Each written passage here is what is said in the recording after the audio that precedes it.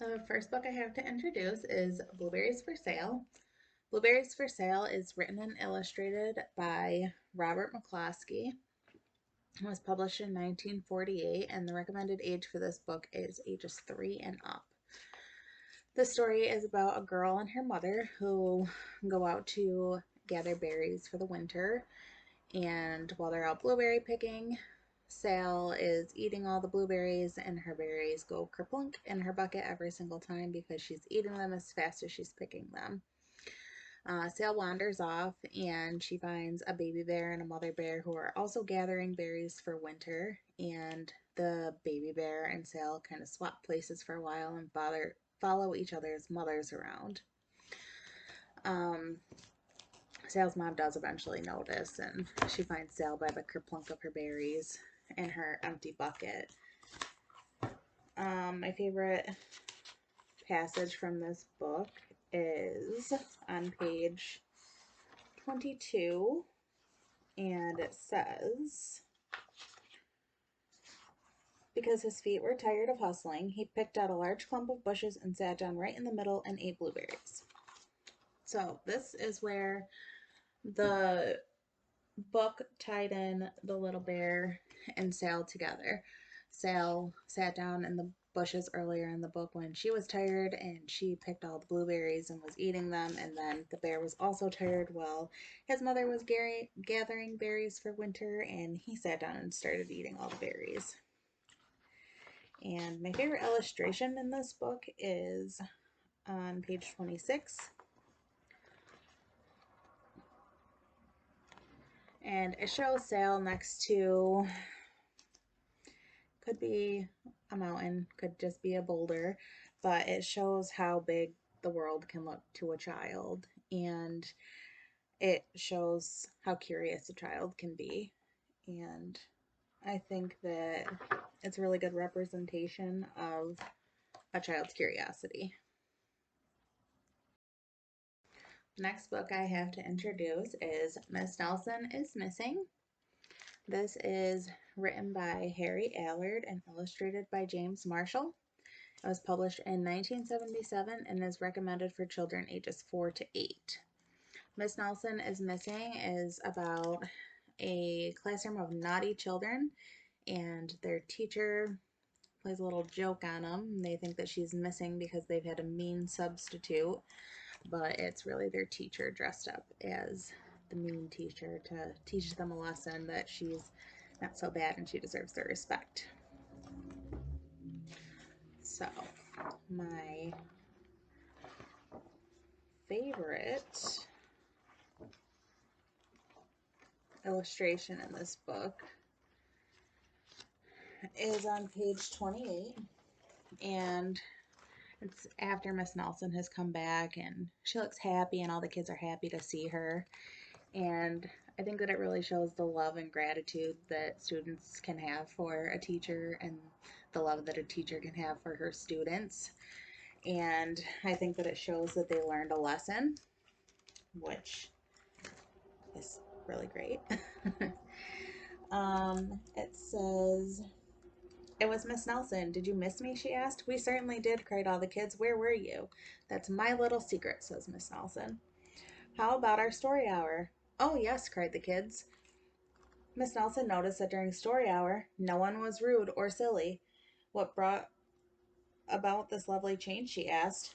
"That's our little secret," said the kids. So the kids really thought that they had a mean teacher, and they thought that, they also had a little secret, but she knew all along. The next book I have to talk about is Madeline. Madeline was one of my favorite books as a child, and it is written and illustrated by Ludwig Bellemans. It was originally published by the Viking Press in 1939, but this copy is actually published by the Viking Penguins in 1992. Madeline is a story of a little girl that lives in a girl's home. There are 12 of them, and she essentially gets appendicitis and has to be separated from them, and they all miss her and they cry that they want their appendix out too. But in the girls' home, they're taught morals, and I just think that this book has a cute little story with it. So they smiled at the good and they frowned at the bad, and sometimes they were very sad. They left the house at 9:30 in two straight lines, in rain or shine. And this is one of my favorite pictures from the book, one of my favorite illustrations, and it's just bright and it shows that, you know, even in bad weather, they still had the same things to do every day and they got them done. So I think that's really important.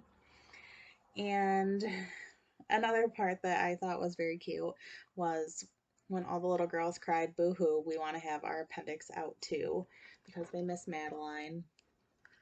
So this is probably my favorite part of the book.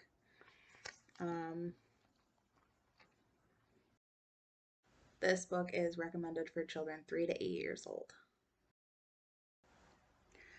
Last Stop on Market Street was a book that I've never read before and quite a pleasant surprise to me. The words in this book are by Matt De La Pena, and the pictures are by Christian Robinson. This book was published in 2015 and is for ages 3 to 5 years old. This book is about CJ and his grandma, and they ride the bus after church to the last stop on Market Street, which is not such a great part of town. CJ refers to it as dirty, and they go to a soup kitchen and they serve food to people less fortunate than them. And one of my favorite passages in this book was toward the end, and it says, CJ saw the perfect rainbow arcing over the soup kitchen. He wondered how his Nana always found beauty wherever, when he never even thought to look. I'm sorry. And my favorite illustration from this book is also toward the end, and it is when they're serving in the soup kitchen, and he finally realizes that he's really glad that they traveled all that way on the bus and they met all the different people from all the different walks of life, and they're serving food to everybody and everybody's sitting around and eating and talking, and I think it's a great lesson for kids. Jumanji is written and illustrated by Chris Van Allsburg. It is for grades 2 to 5, and it was published in April of 1981. Jumanji is about siblings Peter and Judy, who are supposed to be keeping the house neat because their parents are going to be bringing friends back from opera, but they find a board game at a park and they bring it home and start to play, and the board game comes to life and makes a mess. But it also brings them a lot of adventures, which is really neat. And the illustrations in this book, honestly, every last one of them has something really neat about it.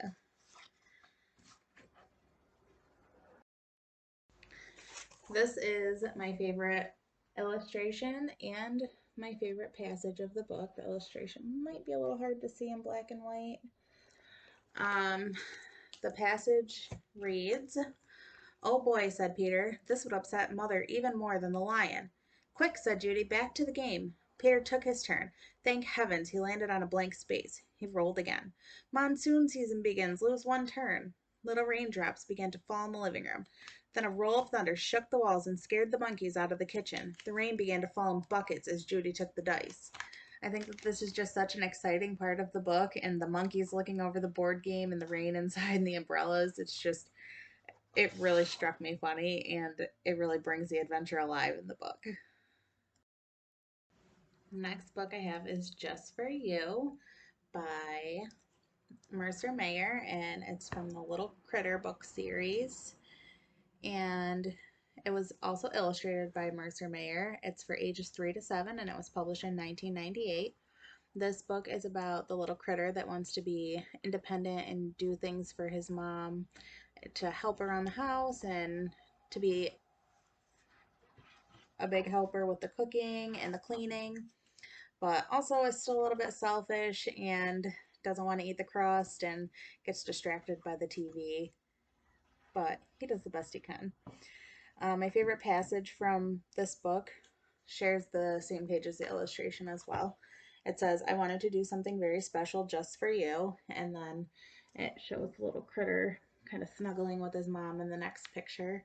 And sometimes that's all we need is just our little critters to snuggle with us. So I think that that illustration is really sweet after he tried his hardest all day.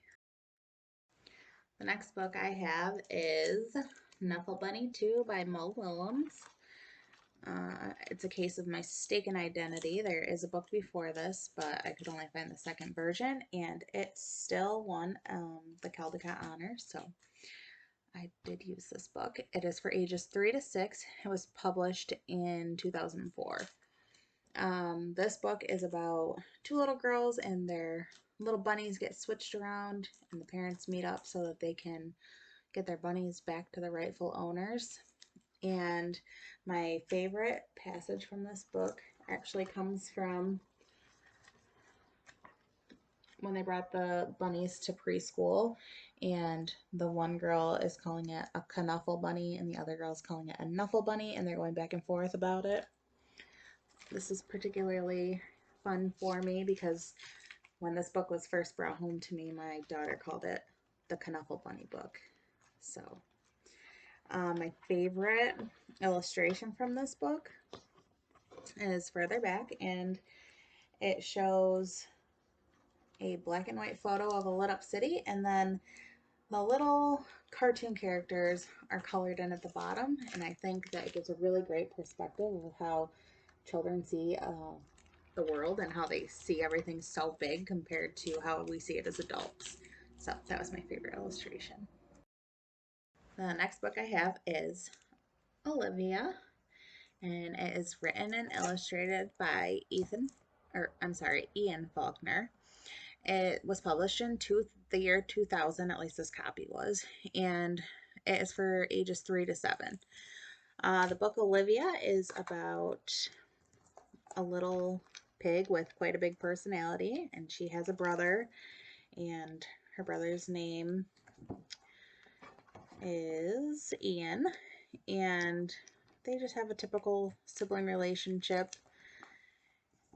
My favorite illustration in this book is when Olivia shows her personality through her outfits. It really brings color and picture to the big personality that she really does have. So that was my particularly favorite one.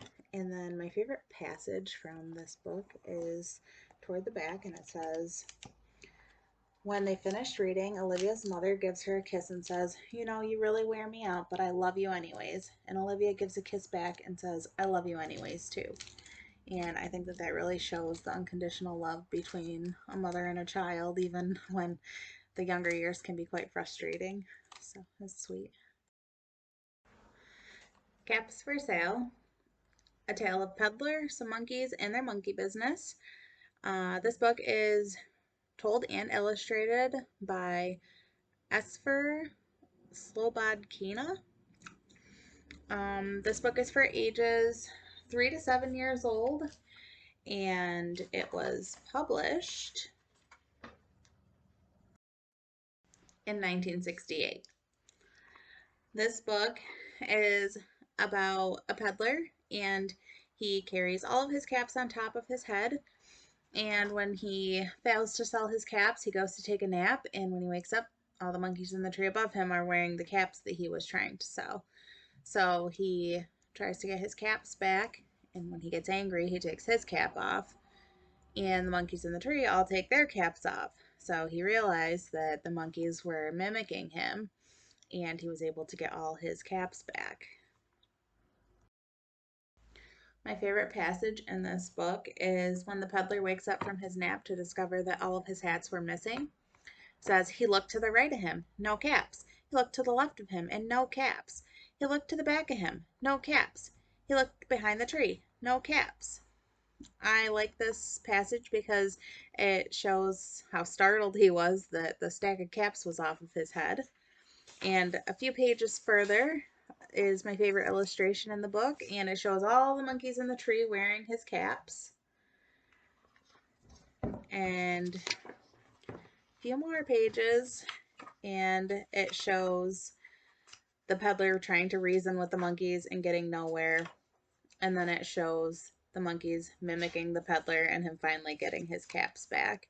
I think that the illustration relates really great to the text in this book for early readers. They are able to see exactly what's happening next to the words, and the words are nice and simple. The last book I have is Corduroy, and Corduroy is written and illustrated by Don Freeman. Corduroy is